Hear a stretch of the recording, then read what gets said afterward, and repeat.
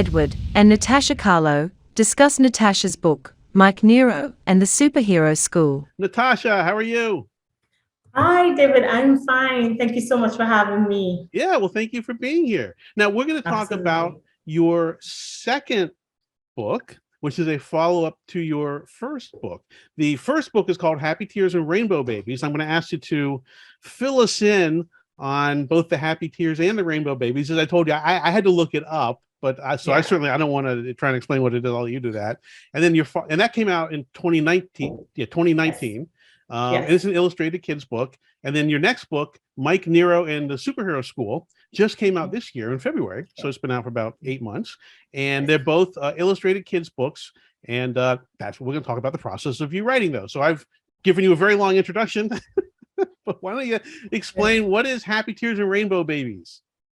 So, Happy Tears and Rainbow Babies. Firstly, let me say what a rainbow baby is. A rainbow baby is a baby born after miscarriage, child loss, pregnancy loss, stillbirth. And coincidentally, the October is Pregnancy and Infant Loss Awareness Month. So it's a time that we talk a lot about these types of issues. So Happy Tears and Rainbow Babies was my envisioning of me telling my own rainbow babies the story of our families. So it's very autobiographical in a way. It's me talking to my kids who are featured in the book and just telling them our family story that before they were born, there were other babies. And, you know, our joy and our bliss at being their parents and what it means to have these children in our family. So it's a book that's very dear to me. And I'm so happy that it was so well received by other families who experienced the same thing. Yeah, and it was very well received. It's got a ton of good Yeah. reviews on Amazon and all that. So Yes. so you decided that you wanted to follow that up. Very natural. I get it. But you've kind of outdone that first book. Well, the first book, it's a very personal journey. I get that. But this second book, I just was telling you, the artistry and the story and the crafting is incredible. And I'm not just saying that because we're sitting here on this podcast. I mean, I encourage anyone to go look at it because it's not just art. It's like transcending book art, and it's something else. I mean, so how do you coordinate between telling the story you want to tell and getting the visuals that you want to see, because you can't do all of it? And definitely I could not do all of it, right? So that's where my fantastic illustrator came in, Kyle Steven. And, I always speak to people about Kyle and say that he has this incredible ability to take my blubbering and very confused thoughts and just produce what I want. So with every character, we would sit down and we'll talk about it. And he would say, tell me about Amy or tell me about Mikey. And I would be like, I think Mikey's the kind of guy who's, nothing intelligible. And Kyle would be able to produce something and be like, that's it. That's the character. That's what I wanted. And, I've been really, really fortunate to pair up. He also worked with me on Happy Tears and Rainbow Babies. Oh, okay. But that was our first experience. And you can see how our trust in each other, our communication style has grown in the years since Happy Tears and Rainbow Babies, because Mike Nero is, I agree with you, it's a superior body of work. Let's talk about that, because a lot, like I've written a ton of books, but for me, when I'm writing, it's a very personal, not personal like going to the bathroom is personal. I don't know what a good example is, but I mean, it's a very introspective process. I don't think I could work with someone else and try and have to explain to them what I want and then get something back and then critique it. So what is that like? Walk us through, how do you do that? And how do you not just, because you're the dominant force, you've got to get what you want. So how do you tell the artist what you want without disheartening them or making them feel like their work isn't good, and all that kind of stuff? I mean, you're so right. For me, the writing process is like pouring your heart out on page, and then you go through and you say, okay, well, this makes sense. I can keep this, whatever. But it's so personal. Yeah. And I think one of the things that happens with us, of course, he's an artist. He's a creative as well. So when we have these moments where I say, I'm not sure about that, we have the relationship where he can say, well, I am, and this is why I think this is what we should do. And I've been like, I hear you, but no, on some things. And then on some things I say, you know what, Kyle, I really do trust you on this. Yeah. So we have our back and forth, but our communication has grown. And I think even him, so primarily it's a book about kindness. So Mike Nero in the Superhero School tells the story of an incredible school environment where kids of all abilities learn and play together. We have kids who are neurotypical, we have kids who are neurodivergent, we have kids with physical disabilities, some with mental disabilities, and they all use their talents and their skills and their abilities to help each other out and make their school this superhero school. And I really wanted to send a message that you don't have to have everything checked off. I'm a parent. I want to teach my kids about kindness. I want to teach my kids not just to expect kindness, but to be kindness. Thank you. No, exactly. Yeah. Keep going. But yeah, no, that's yep, you got it. Yeah. So I wanted them to know that you don't have to be extraordinary or super gifted or super talented. Exactly as you are, you can show kindness, and that is what would make you extraordinary. Nice. So that's what the book is about. Sounds like a pretty good book. I think so. My books are everyone shoots each other.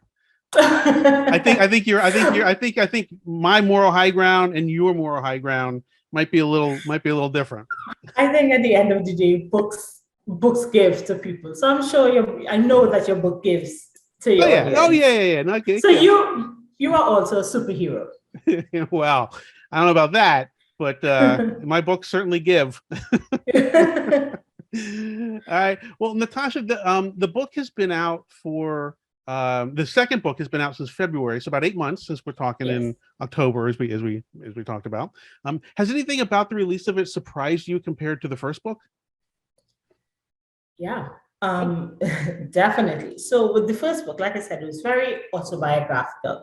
So I had this position that I don't really care what anybody says. This is my life. This is my story. I stand behind the story, and I know that I represent the voice of so many others. That was my position then. But with Mike Nero, because I was venturing in a little bit more into storytelling, I didn't have that. I didn't have that confidence. I'll be honest. I didn't have that stamina. Sure. Yeah. Right? Yeah. And one of the things, my son has been diagnosed with special needs. He has ADHD, but that is very much an invisible disability. Yeah. And because I was writing about kids with physical disabilities and different types of disabilities, I was very unsure. Am I the right person to tell this story? Should I be the one to tell this story?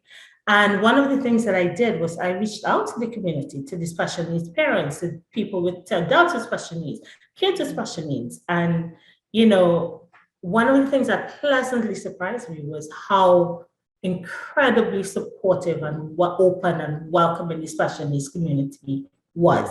Not surprised me as in I would have expected differently, but it made me glow to know that, they were so welcoming of the book. So some of the conversations, and I remember one very, very clearly, where a parent said to me, I said, I don't know, how do you feel about me being the one to tell the story? And she said, well, do you worry about what your child's life would be like at school? I said, yeah. She said, do you worry if you would make friends? I said, all the time. She said, are you concerned about how teachers and other people would treat them? I said, yes. She said, then you're a special needs parent and this is your story and you have a right to tell it. And I mean, what a gift. What an incredible gift to give to someone, and that's the thing that has blessed my heart the most and surprised me the most about this journey. Interesting. That's interesting. No, a friend of mine, business friend, has a special need kid, but we always focus on the beginning of that journey. This friend of mine is about 15 years older than me, so he's trying to retire, and his son is in his 40s, Mhm, and now he has to start trying to figure out what happens when he's not around. I mhm. mean, so it's a lifelong journey, and it is a Yeah, community of people that are keenly aware of how hard it is. Look, life is hard, right? Getting yeah. up, just for you and me, for anybody, it's just getting up in the Mhm, morning is hard. Going to work is hard, but when you take on the trying to make sure that your kids have a mhm. shot, Yeah, and you're in that community, then it's a different word than hard. It's something else. So I think yeah. that's good. I think I think you're onto something, by the way.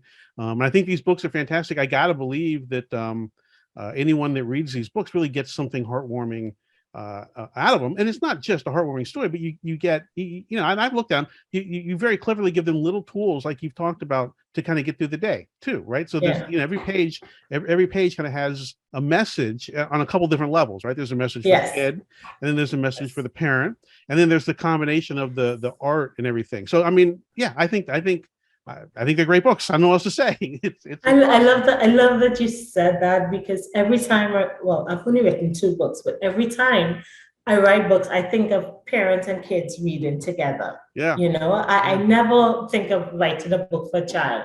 I want that moment where the parent and the child reads together and then they have these conversations. And that's always what I'm thinking about. What conversations are gonna be had after they've read this book? and that's hard to do, right? That's very hard to Yeah. do, because you're writing on lots of different levels and all that. So, all Yeah. right. Well, Natasha, we can't talk forever. I wish we could. But the last question I always like to ask everyone is, what advice would you have as a published author, as someone who's got two kids books out there? Maybe there's someone else who thinks they have a kid's book in them. They have a message or a life experience or something that would appropriately, fall into this medium, in this category, in this demographic or group. What advice would you have for them if they're starting the journey, and it's going to be an illustrated book, so they know they're going to have to work with an illustrator, but maybe they're not the Mhm. artist, they're the writer? What advice would you have after having gone through this twice now? Oh, find an illustrator that you trust. Find someone who you can go back and forth with if you need to, because both aspects of storytelling are extremely important. Words are important, but pictures in a children's book Yeah. is extremely important. So find someone who understands and can enhance your vision for your book. So that's one. Yeah. Right? Two, really think of I was such a avid reader as a child, and one of the things I loved about books is that they took me away. They took me to places. Growing up on the island, waterbound, they took me away, and they took me to places that I could never imagine. And that is what you're giving to a child, regardless of what type of children's book you write.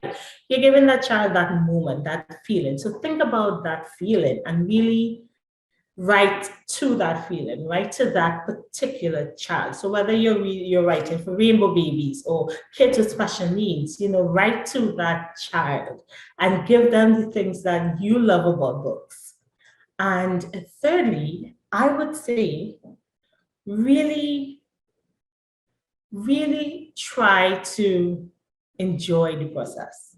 It's Yeah. a gift to be able to write a book. It is a gift. So many people have this desire and this dream, but not many people see it realized. So enjoy it. You're writing a piece of history. You're writing something that can help a child feel less alone. You're writing something that can help a parent work through a conversation with their child. So enjoy the process. It's a good one. It's a I good think one. I think I think that's right, and I know an experience you've had, experience I've had. Anyone who's finished the book, we when I think of the books I've written, I think of what you just talked about, the journey and the process of writing it, and Mhm. some of them turned out good, some didn't turn out that good, but I couldn't go back and tell you, Yeah. but each process was its own, I guess. So Yes. I think that's right.